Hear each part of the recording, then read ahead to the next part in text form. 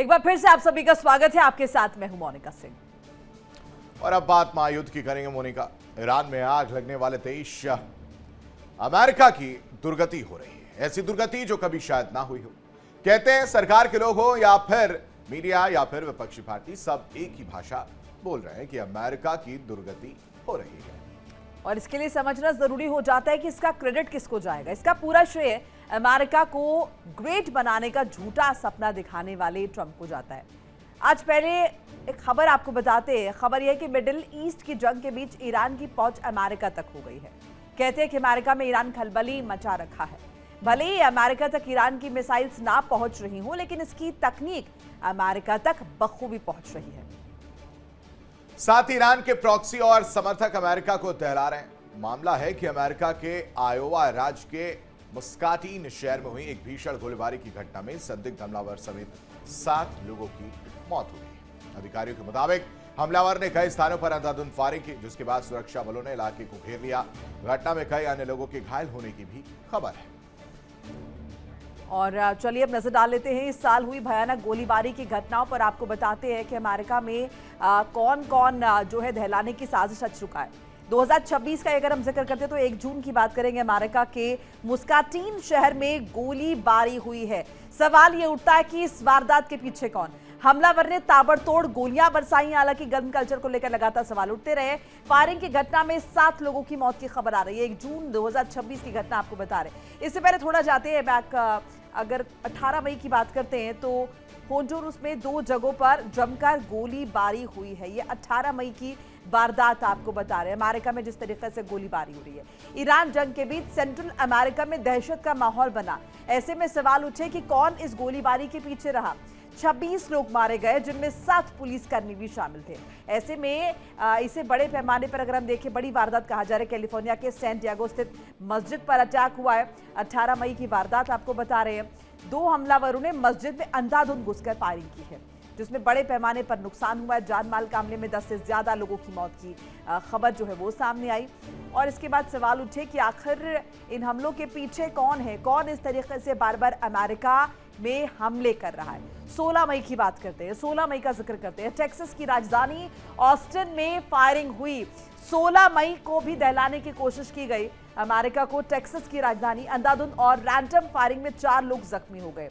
16 मई 2026 को जब वारदात हुई तब भी सवाल उठे कि कौन इसके पीछे है। फायरिंग की घटना में कई अन्य लोग भी जख्मी हुए हैं। ये 16 मई की वारदात आपको बता रहे। सिलसिलेवार तरीके से ऐसे कई वारदातें हुई। इससे थोड़ा और पीछे जाते हैं तो 5 मई की बात करेंगे। टेक्सास के कैरोलिटन में जमकर गोलीबारी हुई। अब यहां पर किसने दहलाने की साजिश रची, ये सवाल उठे। गोलीबारी की घटना में 2 लोगों की मौत हो गई। 5 मई 2026 की ये वारदात आपको बता रही। इस घटना में कई लोग जख्मी हुए हैं, यानी कि यहां भी बड़े पैमाने पर नुकसान हुआ है। बैकड्रॉप में लगातार देख रहे वेस्ट एशिया में तनाव बरकरार है। और इस बीच इस तरह की वारदातें। वॉशिंगटन 4 मई वॉशिंगटन डीसी के नेशनल मॉल में शूटिंग की वारदात सामने आई। व्हाइट हाउस परिसर के पास गोलीबारी की घटना आई, जहां पर बड़े पैमाने पर अगर हम देखें तो प्रोटोकॉल सिक्योरिटी होती है। ऐसे में सवाल कि कैसे यहां पर गोलीबारी हुई है। 4 मई सीक्रेट सर्विस अधिकारियों ने हमलावर को गिरफ्तार कर लिया। सीक्रेट सर्विस अधिकारियों को बाकायदा क्रेडिट भी दिया गया। बैटन रूज मॉल में भारी गोलीबारी हुई। ये अप्रैल 2026 की घटना आपको बता रहे हैं, जिसका हम जिक्र कर रहे हैं। बैटन रूज मॉल में भारी गोलीबारी हुई है।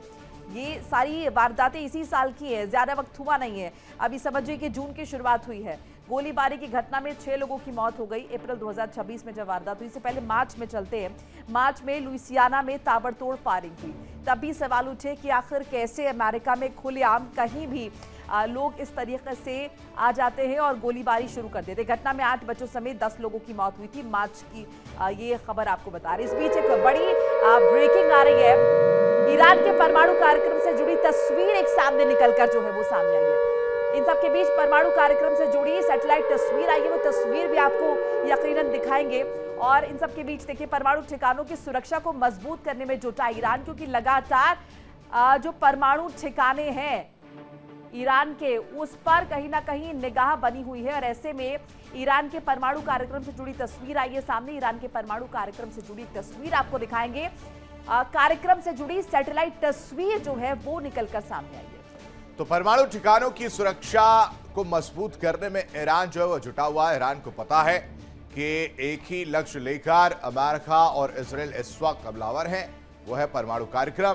परमाणु कार्यक्रम को किस तरह से खत्म किया जाए, साथ ही साथ परमाणु हथियार जो है ईरान नहीं रख सकता है, इस तरह की बातें भी डोनाल्ड ट्रंप कर चुके हैं। और इस बीच सबसे दिलचस्प वो बात हो गई थी मोनिका, जब नेतन्याहू को डोनाल्ड ट्रंप ने फोन करके हड़काया कह सकता हूं या समझाया, वो नहीं आकलन कर सकते, लेकिन ये जरूर कह दिया कि अभी आपको ये सब चीजें करने की जरूरत नहीं है। चर्चा करने के लिए तमाम मेहमान हमारे साथ जुड़े। विकास अब्रोल हमारे संवाददाता हमारे साथ जुड़े, group captain Ashish Sahay retired रक्षा विशेषज्ञ के तौर पर जुड़े। Very good morning Ashish sir. Manoj Kumar भू राजनीतिक विश्लेषक हैं, very good morning to you also Manoj sir. And Riten Mathur साहब भू राजनीतिक विश्लेषक के तौर पर जुड़े, बहुत बहुत स्वागत है सर आपका भी। सबसे पहले इस चर्चा की शुरुआत आशीष सर आपसे करते। महायुद्ध की कहानी है और इस कहानी में अब सबसे मजेदार जो बात रही, जो मुझे सबसे अच्छी लगी, वो ये थी कि डोनाल्ड ट्रंप ने फोन खड़का दिया सर, और फोन खड़का के ऐसा धमकाया हड़काया है, जो चीजें निकलकर सामने है कि उसमें भी नेतन्याहू ओके सर ही करते रह गए। कहा कि जरूरत नहीं है इस तरह की चीजें करने की। क्या दर्शाता है ये, क्या मानसिकता दर्शाता है कि डोनाल्ड ट्रंप वाकई एकदम ज्यादा प्रेशर में है? आशीष, डोनाल्ड ट्रंप एक हफ्ते पहले इसी इजराइल और इसी इजरायली प्राइम मिनिस्टर और अपने इजराइल और नेतन्याहू के रिश्तों के बारे में जो कह गए थे, अगर उसको भी याद रखें तो एक वाइडर पर्सपेक्टिव दिखता है। जब उन्होंने बोला था कि बहुत अच्छे हैं नेतन्याहू, बहुत ही अच्छे लीडर हैं और मेरे उनके रिश्ते बड़े अच्छे हैं और मैं इजराइल का प्राइम मिनिस्टर बन सकता हूं, मैं इतना पॉपुलर हूं। और अब ये परसों का वाकया जो एक्सियोस ने रिपोर्ट किया है, एक तो आई सैल्यूट एक्सियोस कि वो उनको वो शब्द और वो स्टेटमेंट्स, वो वाक्य पता है जो इजराइल के प्राइम मिनिस्टर को यूएस प्रेसिडेंट ने बोली। अगर जिनको भी थोड़ा भी ज्ञान होगा कि दो स्टेट हेड्स जब बात करते हैं तो उसको कौन सुन सकता है और किस लेवल तक उसकी रिपोर्टिंग की जा सकती है, तो एक्सियोस को इंट्रोस्पेक्शन की जरूरत है, क्योंकि ऑलरेडी वो अमेरिका में मारे गए F-35 के लिए अंडर इन्वेस्टिगेशन है एक्सियोस और CNN और न्यूयॉर्क टाइम्स की इस तरह की रिपोर्टिंग। जबकि एक एक शब्द आप इन्वर्टेड कॉमर्स में बता रहे हैं कि उन्होंने F वर्ड यूज किया 2 बार फिर नेतन्याहू को, तो ये एक अलग बड़ा इंटरेस्टिंग सा मुद्दा है कि एक्सियोस व्हाइट हाउस के अंदर 2 स्टेट हेड्स की बातें सुनकर और इन्वर्टेड कॉमर्स में रिपोर्ट करता है। एनीवेज, तो अब ये लगता है आशीष की टॉलरेंस खत्म हो रहा है ट्रंप का, and for all good reasons, क्योंकि ईरान ने एक बार फिर से दिखाया है कि उनको कोई फर्क नहीं पड़ रहा है। हम जितनी भी एनालिसिस कर लें कि उनके इकोनॉमिक ब्लॉकेड हो गए, उनका मिलिट्री डिग्रेडेशन हो गया और वो घुटनों पर आ गए, पैसे खत्म हो गए हैं, लेकिन IRGC का जो चरित्र है वो ऐसा ही है। CNN ने 3-4 महीने बोला था, मैं तो 3-4 साल बोल सकता हूं, दे कैन जस्ट कंटिन्यू। और इसका वर्ल्ड एनर्जी सप्लाई पे और अमेरिका के अपने फ्यूचर पे जो इम्पैक्ट धीरे धीरे बढ़ रहा है वो कंसर्निंग है, और इस वजह से ट्रंप अब अपना पेशेंस लूज कर रहे हैं। और डेफिनेटली उन्होंने कहीं ना कहीं ये भी देखा कि नेतन्याहू भी अब ग्रीडी हो रहे थे। जब रोरिंग लॉयन शुरू हुआ था एपिक फ्यूरी के साथ, तो नेतन्याहू का ज्यादा फोकस ईरान की तरफ था, क्योंकि यूएस फोर्सेस को हेल्प करना था ईरान के अंदर लड़ाई करने के लिए। जैसे ही सीज फायर हुआ, उन्होंने सारा फोकस लेबनान पे ले लिया। वेरी स्मार्ट स्ट्रेटेजिक डिसीजन, और बहुत मेजर गेन किया। ब्यूफोर्ट को कैप्चर करना हिस्टोरिकल है, as historical as American extraction of pilots from Iran, बहुत बड़ी घटना है। लेकिन उसके बाद भी बेरूत की तरफ बढ़ते रहना, इस पर ट्रंप नाराज हुए और उन्होंने रोका है, और नेतन्याहू रुके हैं। लेकिन नेतन्याहू ने ट्रंप के स्टेटमेंट के तुरंत बाद अपना जो स्टेटमेंट दिया है वो बड़ा क्लियर है कि हम बेरूत में नहीं जाएंगे, लेकिन अगर हमारे ऊपर हमले होंगे देन वी विल हिट, और सदर्न लेबनान में हम जो कर रहे हैं वो करते रहेंगे। मतलब लिटानी रिवर और उसके अगल बगल जो इनका कंसोलिडेशन चल रहा है वो अभी चलता रहेगा। और ये सारी चीजें लेकर ट्रंप, क्योंकि ईरान अब अड़ गया है कि लेबनान को भी हम डील का और MOU का दोनों का हिस्सा रखेंगे। जी, आप कुछ कह रहे थे आशीष? ठीक है, इस बीच एक बार विकास का रुख कर लेते साई साहब। विकास, एक सैटेलाइट तस्वीर जो है सामने आई है ईरान के परमाणु ठिकानों की, अब इसे क्या समझा जाए? क्या ईरान को इस बात का डर है कि कभी भी अमेरिका द्वारा कोई सख्त कदम उठाया जा सकता है? जी बिल्कुल, देखिए लगातार जिस तरह से आपस में हम देख रहे हैं रिटेलिएशंस चल रही हैं, छोटे मोटे हमले चल रहे हैं, ऐसे में अमेरिका को अगर लगता है कि वो कहीं ना कहीं खतरा एक बार फिर से बड़ा बन रहा है हॉर्मुज़ स्ट्रेट में, तो ऐसे में वो हमला कर सकता है। क्योंकि देखिए घूम फिर के कहीं ना कहीं परमाणु जो इनका संवर्धन है उस पर बात तो अटक अटक रही है। कल मार्को रूबियो ने भी कहा है कि चाहे ईरान हॉर्मुज़ स्ट्रेट खोल दे, हम तभी ईरान की नाकाबंदी तब तक नहीं खोलेंगे जब तक परमाणु डस्ट पे बात नहीं होगी, परमाणु संवर्धन पे बात नहीं होगी। तो कहीं ना कहीं डर जरूर है ईरान को कि कभी भी हमला हो सकता है और अमेरिका कर भी सकता है। अमेरिका के लिए हमला करना कोई बहुत बड़ी बात नहीं है ईरान के परमाणु संवर्धन पर, क्योंकि उसके पास बहुत अच्छे डिफेंस सोर्सेज है। तो ऐसे में डर कहीं ना कहीं आईआरजीसी को है और इसीलिए उसकी पूरी तरह से सुरक्षा की जा रही है। ज्यादा देखिए आईआरजीसी भी जानती है कि जितना ज्यादा वो ईरान के यूएस के खिलाफ खड़ी होगी, यूएस के साथ जितना लेट ये संधि होती जाएगी उतना ही खतरा उनके परमाणु संवर्धन पे रहेगा। और सबसे बड़ी खास बात देखिए, परमाणु संवर्धन को लेकर यूएस लगातार ये कहता रहा है कि उसे सौंप दिया जाए। तो ऐसे में उसको पता है कि उसकी नजर परमाणु संवर्धन पर ही है और उसको वो कहीं ना कहीं हथियाने की कोशिश करेगा। इसीलिए ये पूरा जो उसके आसपास की सुरक्षा को मजबूत किया गया है। हालांकि मुझे लगता है कि अगर अमेरिका अपनी करनी पे आए तो उसके लिए कुछ सुरक्षा बहुत ज्यादा मायने नहीं रखती, क्योंकि जब उसको कब्जा करना होगा कब्जा कर लेगा। हाँ। लेकिन फिलहाल आईआरजीसी के लिए बहुत बड़ा खतरा जो है वो परमाणु संवर्धन का अमेरिका के हाथ में जाना है।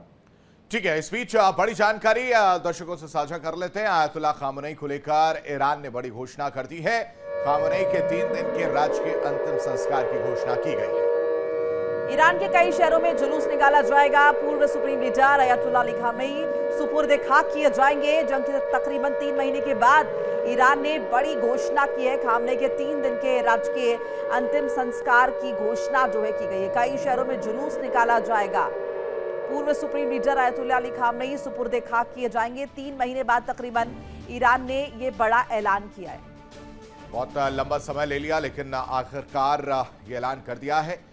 मनोज सर, आपका छोटा सा रिएक्शन इस पर ले लेते हैं, क्योंकि पहला हिट जब हुआ था और उसमें ही ये तस्वीर सामने आई थी जहां सुप्रीम लीडर की मौत हो जाती है और उसके बाद से करीब करीब 3 महीने का वक्त जो बीत चुका है।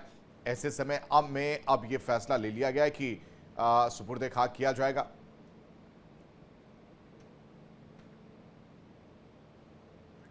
अनम्यूट कर लीजिए मनोज जी।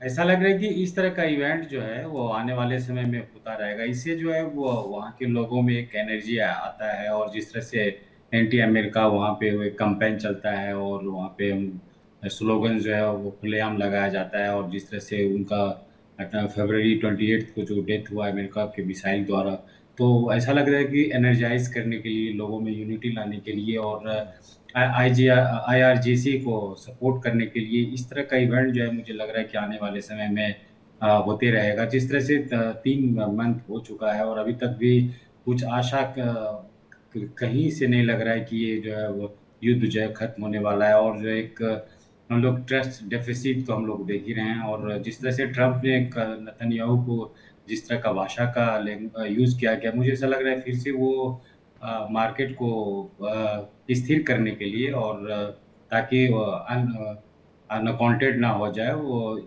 ये स्ट्रेटजी मुझे लग रहा है कि अमेरिका के साइड से भी रहा कि नहीं, अभी भी जो है कई शहरों में जुलूस निकाला जाएगा, सुपुर्द खाक किया जाएगा, लेकिन लीडरशिप को लेकर सवाल उठते रहे। अयतुल्ला अली खामनेई जब तक थे तब तक अलग तरीके से चीजें देखी जा रही थी। अब मुस्तफा खामनेई को लेकर भी संशय जो है वो देखने को मिल रहा है। सच्चाई क्या है क्या नहीं है, इस हिसाब से अगर हम इस चीज को समझें तो वो परिस्थिति को कैसे ईरान झेलता हुआ नजर आ रहा है या वो कैसे स्टैंड कर रहा है?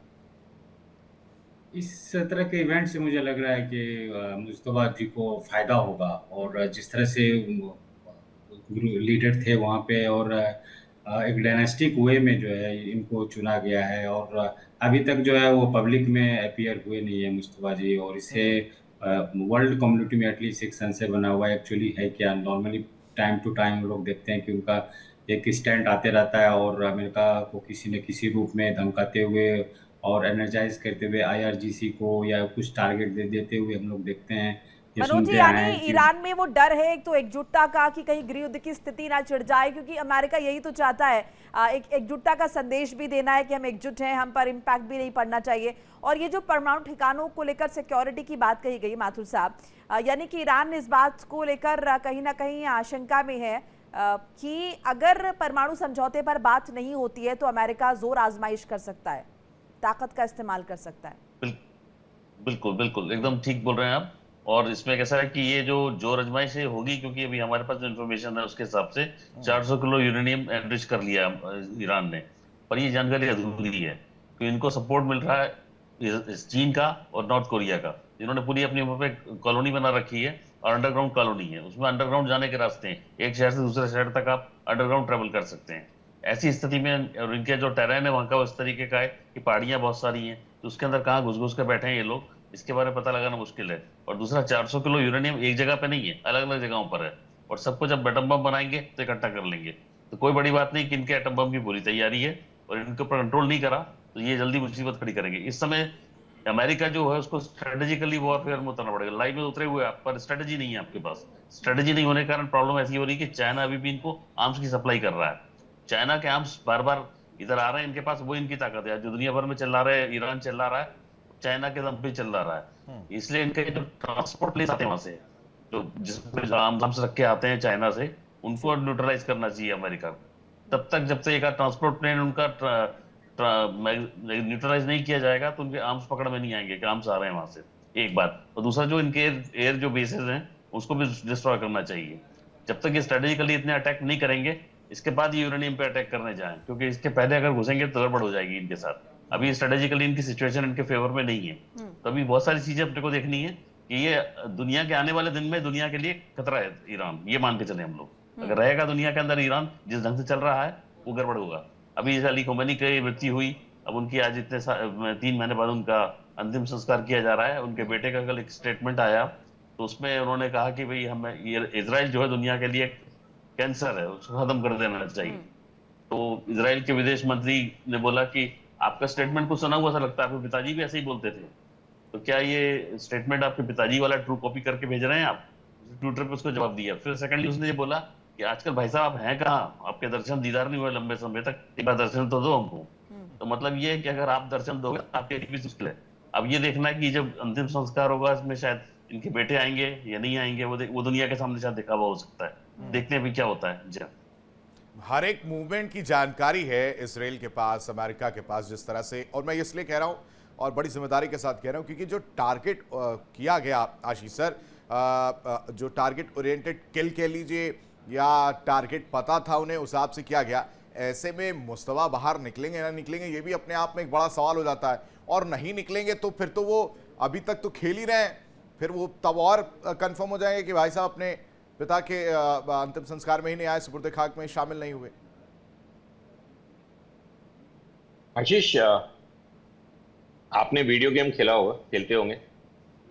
एआई किल चेन जो है, चाहे वो एंथ्रोपिक का हो, लॉकहीड मार्टिन का हो, ये इतनी फ्यूचरिस्टिक चीज है कि आई फील वेरी क्यूरियस कि इस तरह के किल चेन्स, एआई किल चेन्स, जिसमें आप सोच के बियॉन्ड जाके आपको एक इनपुट्स मिलती हैं कि मुस्तफा खुमैनी जिंदा है नहीं है, अमेरिका को अभी तक नहीं पता चल रहा। और रूबियो ने परसों अपने कांग्रेशनल इन्वेस्टिगेशन बोले, अगर उसको जिस तरह के क्वेश्चन किए जा रहे थे, उसमें बोला कि शायद वो हैं।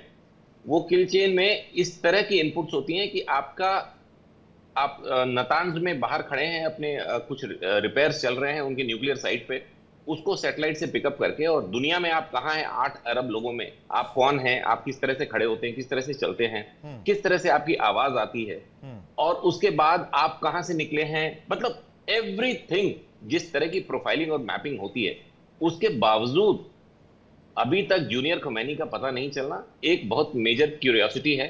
और मुझे अभी भी लगता है कि एक ऑडियो बाइट तक नहीं आई है। चलिए वीडियो तो समझ जाए, और उसको अगर आप सुपर इम्पोज करें कि ये जो अब सुपुर्दे खाक करेंगे, और उसके पहले की घटनाओं को अगर हम याद करें कि कह रहे थे कि उनके चेहरे पे कुछ चोट लग गई है तो उसको हम प्लास्टिक सर्जरी कराएंगे जी। तो कोई बहुत स्ट्रेंज नहीं होगा कि एक नया junior Khomeini with a changed face introduce कर दिया जाए इस सुपुर्दे खाक में।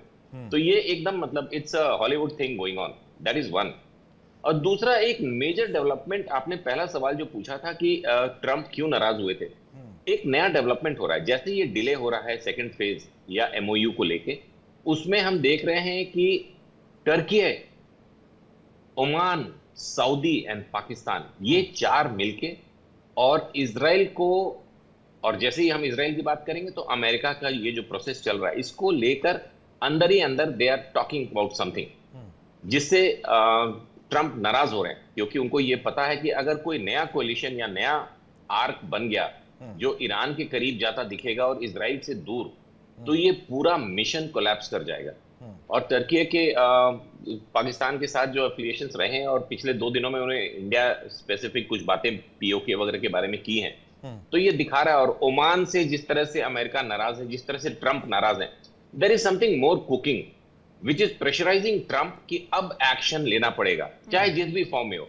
हालांकि उन्होंने बोला है कि I am in no hurry and we are going towards a good deal, और ये बोलते ही वो ईरान के आईआरजीसी ने बोल दिया कि नहीं, ऐसी कोई बात नहीं है, we are snapping the discussion, हम अपनी बातचीत खत्म कर रहे हैं, क्योंकि लेबनान में इजराइल जो कर रहा है। तो ये सारी चीजें अभी फिर से एक बार we are headed towards a very difficult and challenging part of this phase 2, चाहे वो मिलिट्री एक्शन के तरह से स्टार्ट हो या अचानक आपको कोई खबर मिले, जो कि 10वीं बार होगा जब ट्रंप ने फिर से एक रिवाइज टाइमलाइन दिया। और अनफॉर्चुनेटली उनके टाइमलाइन से ही हम भी अपना डिस्कशंस करते हैं। जी मोनिका। बिल्कुल। माथुर साहब, अभी जिस जोर आजमाइश की हम बात कर रहे थे, परमाणु ठिकानों की सिक्योरिटी जो ईरान में बढ़ाई जा रही, दूसरी तरफ अमेरिका युद्ध नहीं कर सकता है, अमेरिका को उसके लिए इजाज़त चाहिए कांग्रेस की। ऐसी स्थिति में अगर वो जोर आजमाइश होती है, अमेरिका जो है ये समझौता नहीं हो पाता और उसके बाद वो परमाणु ठिकानों को ध्वस्त करने की दिशा में बढ़ता है, सो ऑफिशियली युद्ध माना जाएगा, और उसके बाद हम ये समझे कि जिस चीज को अभी तक अवॉइड करने की कोशिश ईरान और अमेरिका द्वारा की जा रही है, वो स्थिति उत्पन्न हो जाएगी। वापस इस सवाल का जवाब लेंगे, लेकिन एक बड़ी खबर बता देते हैं। ईरान को लेकर अमेरिकी विदेश मंत्री का बड़ा बयान सामने आया है। ईरान की नौसैनिक क्षमता सीमित है, मार्को रूबियो की तरफ से यह बयान दिया गया है। परमाणु कार्यक्रम पर ईरान से बातचीत जारी, ईरान कमर्शियल जहाजों को निशाना बना रहा है, ये बात निकलकर सामने आई है अब रूबियो साहब की तरफ से। माथुर साहब जवाब दीजिएगा। जी बिल्कुल, देखिए ऐसा है कि इनके पास जो यूरेनियम रखा हुआ है, ये अंतिम झगड़े की जड़ बस यही है, यहीं पे आके दुनिया रुक जाएगी और सब लोग वही कॉन्सेंट्रेट करने वाले हैं, कर रहे हैं इस समय।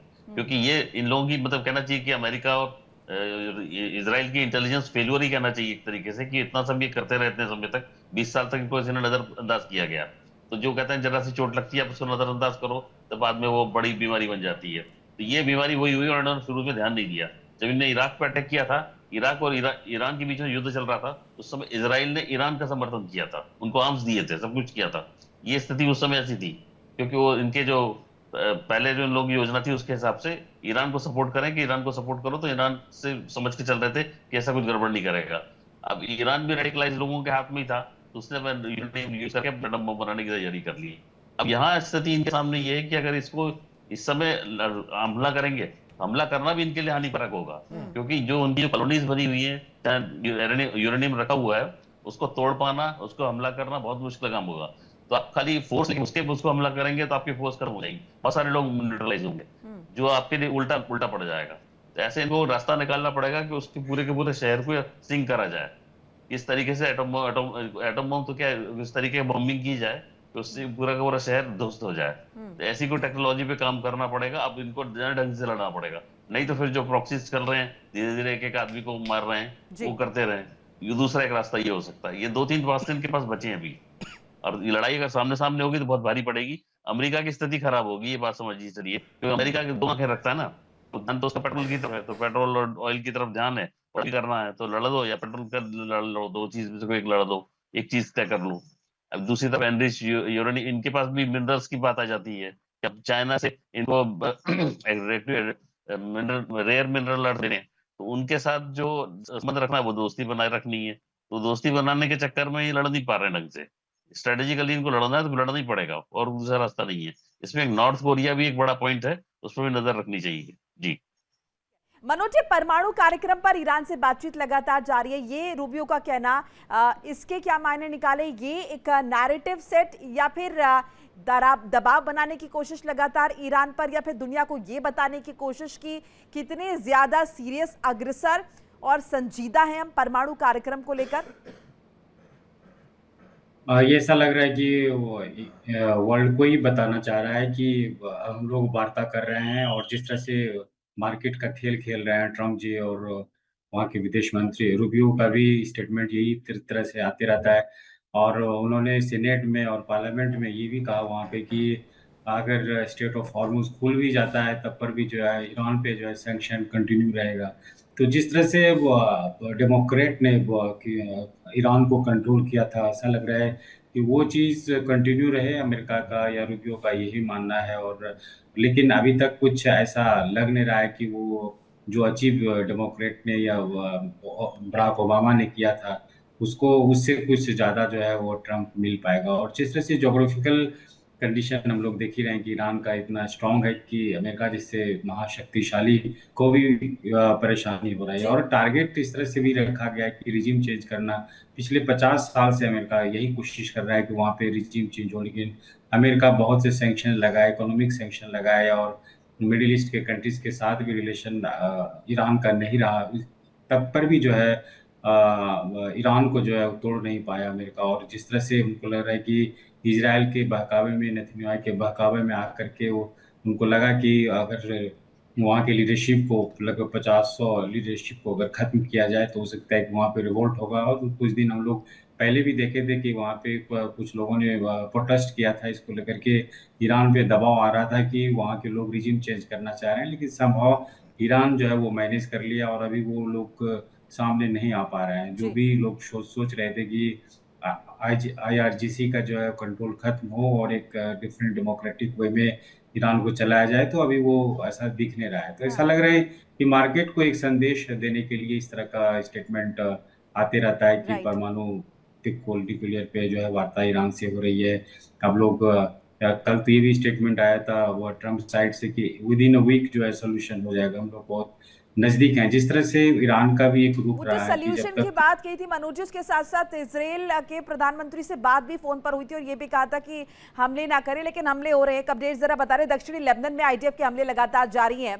आईडीएफ ने आतंकवादी बुनियादी ढांचे को निशाना बनाया, हिजबुल्लाह के हथियारों के जखीरों का पता लगाया। बड़ी जानकारी आपके साथ साझा करें। दक्षिणी लेबनान में आईडीएफ के हमले लगातार जारी हैं, आतंकवादी बुनियादी ढांचे को निशाना बनाया गया, हिजबुल्लाह के हथियारों के जखीरों का पता लगाया गया। विकास अब्रोल।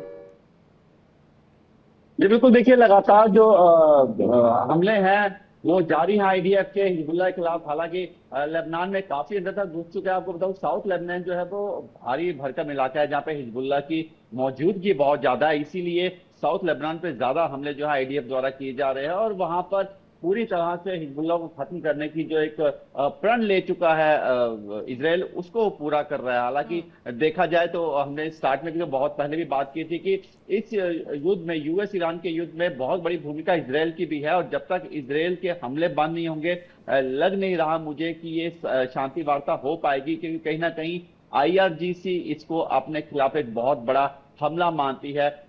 यकीनन देखा जाए तो ये हमला IRGC पे नहीं, लेकिन उसी के एक प्रॉक्सी ग्रुप हिजबुल्लाह पे हो रहा है। और बहुत बड़ा एक आतंकी ठिकाना, एक जहां पे उनके हथियारों को जखीरा था, उसको ध्वस्त करना एक बहुत बड़ी कामयाबी है इजराइल के लिए। लेकिन इजराइल के देखिए, इजराइल बड़ी प्रिसाइज और बड़ी पर्टिकुलर लोकेशंस पे ही ज्यादा हमले करता है। विकास, इजराइल के लिए तो कामयाबी है, लेकिन ये समझना जरूरी हो जाता है। साई साहब से एक बार एक रिएक्शन ले लेते हैं। साई साहब, ये डोनाल्ड ट्रंप फोन करके धमका रहे हैं नेतन्याहू को, या फिर वो उनका आपस में लाइट नोट पर वो कह रहे हैं, जिस भी तरीके से समझ लीजिए, लेकिन अभी भी अटैक्स तो लगातार इजराइल द्वारा किए जा रहे हैं। ऐसे में वो जो मैसेज कन्वे करने की कोशिश हुई थी, वो क्या उस मैसेज के कोई मायने नहीं? मोनिका, वो जो मैसेज है और उसकी जो वर्डिंग है ना, तो कई बार ऐसा होता है कि एक आम आदमी, हमारी तरह, आपकी तरह का जो आम इंसान होगा, वो उसका मैसेज का मतलब अलग समझ जाता है। मैसेज में एकदम क्लैरिटी है कि बेरूत नहीं जाएगी आईडीएफ, और जो आईडीएफ की टुकड़ी बेरूत की तरफ जा रही थी, दे विल टर्न बैक। और उसके बाद हिजबुल्लाह से बात हुई है और नेतन्याहू से बात हुई है, ये दोनों आपस में गोलीबारी नहीं करेंगे। मैसेज ट्रंप का यही है। इसके बाद बीवी ने, नेतन्याहू ने एक क्लैरिफिकेशन दिया कि साउथ लेबनान में हमारे काम चलते रहेंगे। मतलब ये एकदम अलग हिस्से की बात कर रहे हैं और ट्रंप एकदम अलग हिस्से की बात कर रहे हैं। तो अगर आपकी इसकी डेप्थ में जाएंगे तो आपको पता चलेगा कि इसमें कोई कंफ्लिक्ट नहीं है कि हिजबुल्लाह के सदर्न लेबनान के ठिकानों को, उनके हाइडआउट्स को आईडीएफ अभी भी क्रश करता रहेगा। इसका जो होने वाला एमओयू है उससे कोई फर्क नहीं पड़ने वाला। इसी वजह से जब ईरान कह रहा है कि सारे फ्रंट्स पे वॉर रोक दो, तो उसमें से सदर्न लेबनान में आईडीएफ की एक्टिविटी को इजराइल बाहर रखना चाह रहा है कि this is not your concern, ये हमारा और हिजबुल्लाह का है। और उन्होंने सदर्न लेबनान को ईरान का फॉरवर्ड बेस समझ रखा है। ये इनकी मेजर एक कंसर्न है इजराइल की कि सदर्न लेबनान को ईरान अपना एक लॉन्च पैड, लॉन्च बेस समझ के इजराइल को खत्म करने की कोशिश करता है। ये बहुत सीरियस मैटर है। ये नॉर्मल स्कर्मिश नहीं है कि हिजबुल्लाह और इजराइल लड़ गए। नहीं, इजराइल को पता है कि अगर इस जगह को वो इंसुलेट नहीं करेंगे, अगर बफर नहीं क्रिएट करेंगे वेस्ट बैंक की तरह या गाजा स्ट्रिप की तरह, अगर सदर्न लेबनान में 10-12 किलोमीटर वो नहीं रहेंगे, तो ईरान लगातार हिजबुल्लाह के थ्रू इजराइल के ऊपर अटैक करने का, उनको खत्म करने का, प्रॉक्सी वॉर करने का अपना सिस्टम अगले कई जी आशीष। ठीक है सर, वापस लौटूंगा। इसी से जुड़ी एक बड़ी खबर बता देता हूं। दक्षिण लेबनान में इजराइल के हमले लगातार जारी हैं, जैसा कि आशीष साय सर भी कह रहे हैं। इजरायली लड़ाकू विमानों ने तबाही जमकर मचाई है। आईडीएफ ने नवाहती शहर में कई हवाई हमले किए हैं। शुकीन कस्बे पर भी कई हवाई हमले किए गए हैं। यानी दक्षिणी लेबनान को लेकर कोई रियायत देखने को नहीं मिलने वाली है। तस्वीर क्लियर कट है मोनिका, जहां पर यह कहा गया है कि आप इस मामले को लेकर थोड़े से ठंडे रहिए, लेकिन साफ तौर से कहा गया कि अगर वहां से हमले होते हैं तो हम भी जवाब देंगे।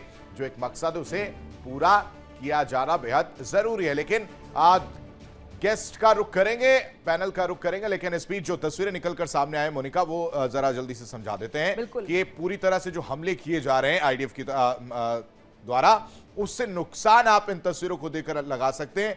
ये वो इलाके हैं जहां पर ये कहा जा रहा है कि हिजबुल्लाह के ठिकाने या हिजबुल्लाह के लोग यहां पर रह रहे हैं और इसी वजह से इन एरियाज को लगातार टारगेट किया जा रहा है। बिल्कुल, नबाती शहर ये बताया जा रहा है। इसके साथ साथ शुकीन कस्बे का जिक्र किया गया है जिसको निशाना बनाया गया है और बड़े पैमाने पर तबाही। और लगातार इस बात को बहुत स्पेसिफिक करके बताया जा रहा है कि जो दक्षिणी लेबनान का इलाका है वहां पर बड़े पैमाने पर हिजबुल्लाह का कब्जा है और उसी को खदेड़ने की जो है वो कोशिश की जा रही है। आशीष सर कुछ कह रहे थे, इस पर आप कंटिन्यू करेगा, फिर मैं इससे जुड़ा सवाल लूंगा। हाँ आशीष, इसको समझने की जरूरत है, दर्शकों को भी, आम आदमी को जानना चाहिए। ये बहुत ही पिन पॉइंटेड अटैक्स हैं। इजराइल का जो पैटर्न है हिजबुल्लाह को अटैक करने का, या कुछ जगहों पे ईरान में हमने देखा, वो पूरी अच्छी खासी gathering of intelligence, hard int बोलते हैं, electronic int, L int, Hume int and hard int को गैदर करते हैं, फिर डिटेक्ट करते हैं कि हिजबुल्लाह का लीडरशिप यहाँ पे है, उनके वेयर हाउसेज यहाँ पे हैं, और फिर हिट करते हैं। इसी चीज को लेकर ट्रंप ने कल जो डांट लगाई है, अगर वो डांट है तो, हालांकि it was a more of a friendly PAT, उसमें उन्होंने बोला है कि ये नहीं ठीक है आज के समय में, जबकि हम देख रहे हैं कि ओमान, तुर्की, पाकिस्तान, सऊदी एक साथ आ रहे हैं इजराइल के against because of Israel action in Lebanon. उसमें अगर पता चलता है कि एक बिल्डिंग में एक कमांडर ऑफ हिजबुल्लाह है, तो तुम उस पूरी बिल्डिंग को मार दो और साथ के साथ 5, 10, 20 सिविलियंस मर जाएं।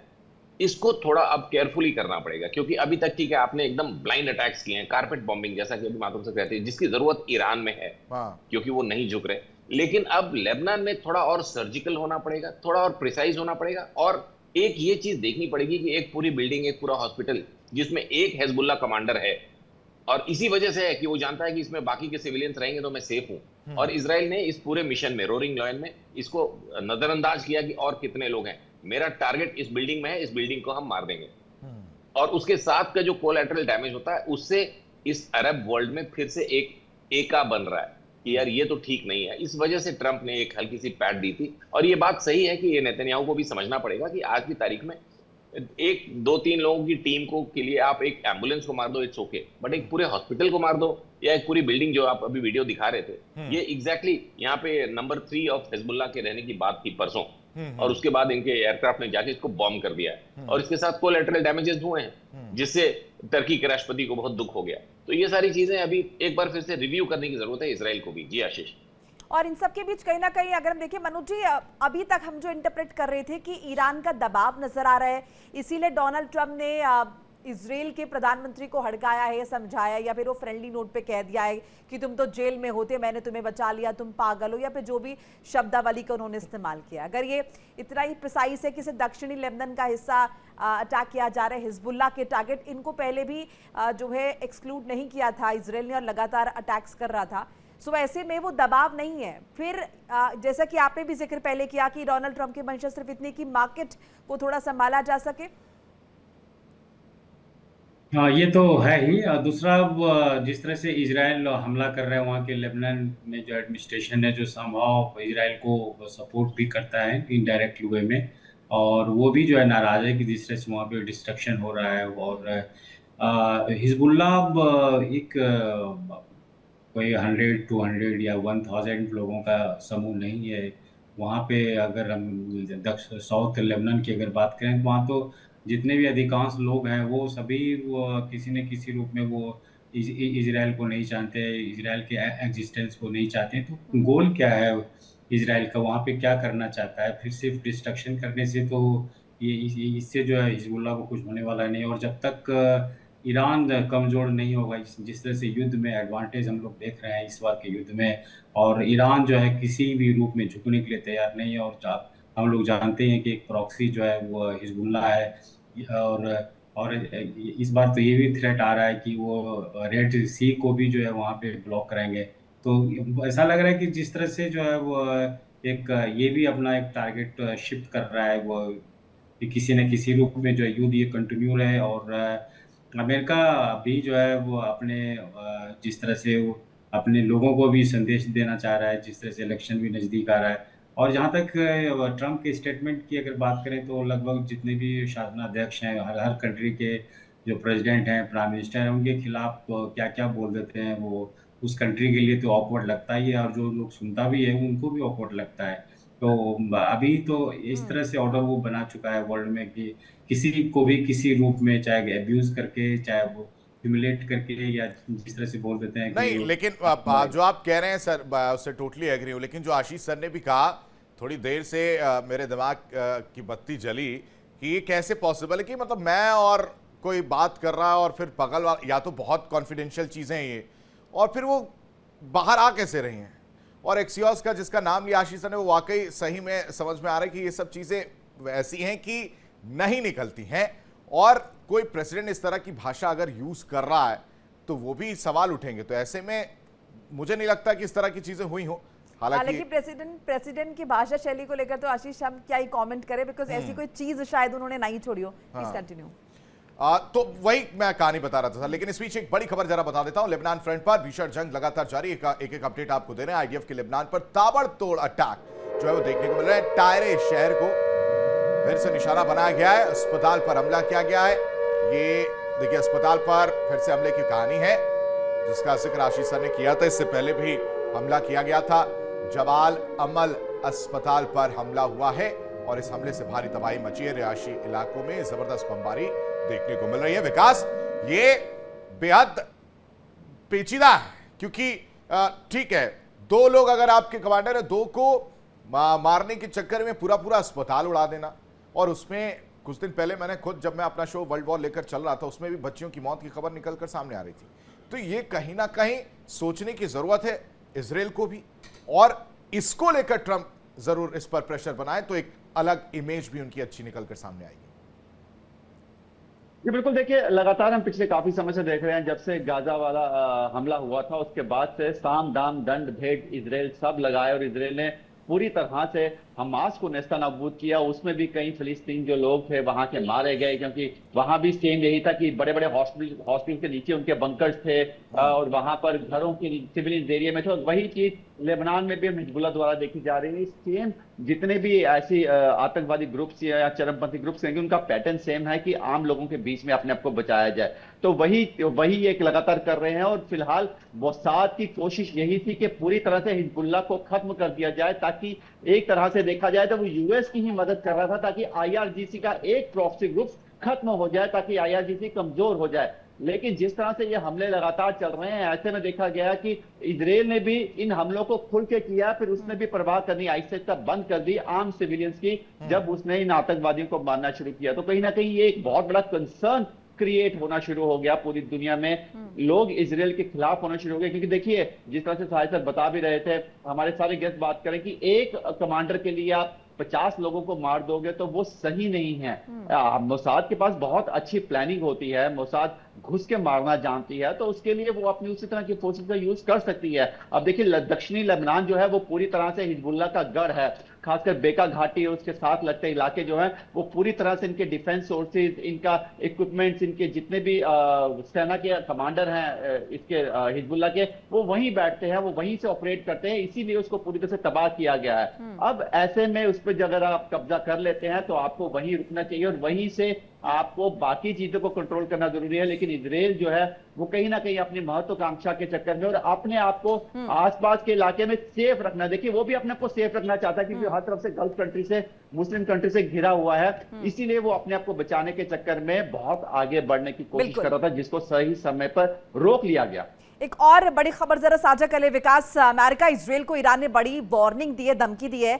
ईरानी संसद के अध्यक्ष गालिबाफ की धमकी, लेबनान में इजरायली अटैक्स रुकने चाहिए, गालिबाफ ने कहा, और अगर हमले नहीं रुके तो इजराइल पर एक्शन होगा, गालिबाफ ने कह दिया है। अमेरिका के साथ बातचीत की प्रक्रिया भी रोक देंगे, तो बातचीत की प्रक्रिया रोकने की धमकी और साथ साथ इजराइल पर एक्शन होगा, ये गालिबाफ ने कहा। माथुर साहब, अब क्या सीधे तौर पर ईरान इजराइल पर अटैक कर देगा अगर उसके प्रॉक्सीज को निशाना बनाना नहीं रोका गया? बातचीत पर इंपैक्ट पड़ेगा, ये धमकी तो पहले भी दी जा चुकी है। जी, ऐसा है कि ये जो ईरान के अंदर सबसे बड़ी गड़बड़ी हो रही है कि ईरान जो है एक बार भी मुंह से नहीं बोल रहा है कि लेबनान में जो प्रॉक्सीज है इसके हिजबुल्लाह, ये गलत कर रहा है। ये बार बार अमेरिका तो बोल रहा है कि इजराइल को ऐसा नहीं करना चाहिए, अमेरिका के प्रेसिडेंट ने बोला, पर ईरान ने एक बार भी नहीं बोला, जबकि सारे प्रॉक्सीज उसी के ही हैं। तो इनके मुंह से भी तो निकलना चाहिए ना कि हमारे लोग गलत कर रहे हैं, हमारे लोग जाके अस्पतालों में छुप जाते हैं, हमारे लोग स्कूलों में जाके छुप जाते हैं। अब स्कूल में तुम अपनी जान बचाने के लिए छुपते हो, 5 आदमी 100 लोगों के बीच में छुप गए, तो 5 आदमी 100 लोगों को ढूंढना के लिए कितना मुश्किल काम है। हमारे साहिब साहब बता सकते हैं, अगर आर्मी ऑपरेशन कर रही है कहीं पे, कमांडोज ऑपरेशन हो रहा है, कमांडोज के लिए कितना डिफिकल्ट ढूंढ पाना, 100 में से 5 आदमी जो है वो कौन गड़बड़ है, चेहरा फोटो समझ में आता है। एक बात है। दूसरा एक चीज और हो रही है, झगड़े इतने तेज इसलिए हो रहे हैं कि हिजबुल्लाह ने छोटे साइज के ड्रोन बनाए, एफपीवी साइज के ड्रोन्स बनाए हैं, और ये जो है आयरन ड्रोम जो इजराइल का है उसको क्रॉस करके घुस जाता है अंदर और तबाही मचाता है, तो इसलिए वो इनको न्यूट्रलाइज कर रहे हैं। इसलिए ये झगड़े और तेज होंगे क्योंकि अच्छा, दूसरा कहते हैं हिजबुल्लाह ने खुद ने डिजाइन किए, ये बड़ी आश्चर्य की बात है कि हिजबुल्लाह भी डिजाइन कर रहे हैं अब। तो अभी पता, ये तो किसी ने बना के दिए होंगे, ये हमारा मानना है, अब बना के दिए होंगे इनको, खुद तो डिजाइन नहीं कर सकते ये सब चीजें। एनीवे जो भी है, पर ये मिसयूज कर रहे हैं, तो इसके लिए इनके ऊपर अटैक तेज हो रहे हैं। तो ये जो है ये अटैक होंगे, इसको इसमें अगर ईरान कह रहा है कि हम इजराइल पे हमला करेंगे, ऐसा करेंगे, तो ईरान को मुंह से पहले बोलना चाहिए कि ये सारे प्रॉक्सीज हमारे हैं और इनमें हमारी गलती है, ये सब चुप रहेंगे। और जितने आगे कोई शांति वार्ता होती है तो इसमें आतंकवादी संगठनों को शामिल करने का क्या मतलब है? कोई मतलब नहीं कि भाई किसी देश की तुम सेना तो हो नहीं कि तुम्हारे कोई हमारे आपके ऊपर हमले नहीं करेंगे, तो आप सेना किसी देश की तो हमला नहीं करें। अब आशीष सर, ये यहाँ पर 2 प्रश्न मैं पूछना चाह रहा हूँ। एक तो गालिबाफ से जुड़ा हुआ, गालिबाफ को लेकर ये कहानी आई थी कि वो अपनी क्या इस्तीफा देने की बात जो निकलकर सामने आई,